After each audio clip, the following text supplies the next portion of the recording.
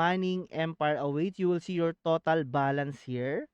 Okay, 2.25 daily earnings, guys, of your miner, mining power, efficiency of your miner, guys, 98 to 96% of optimal, and your level. Okay, so level 1, we need at least another 250, guys, or 350 XP to have the next level with plus 10 USD.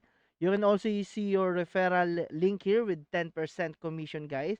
You can copy this one and share it to your friends. So right now I have a one mining network. Okay, Haxfluxo 200 active. So guys, daily earnings 2 up to 1.99. It depends on the flow, guys. You can also upgrade your plan here. For example, I have Fluxo 200. I can upgrade it to 5, 10, to whatever I like, guys. But you can also add a 100 USDT mining rig, guys. Okay? And also, you have a 500 up to 50,000. Let me remind you that this is not a financial advice, guys. This is for review, entertainment only. So always do your own research before doing anything else. Okay?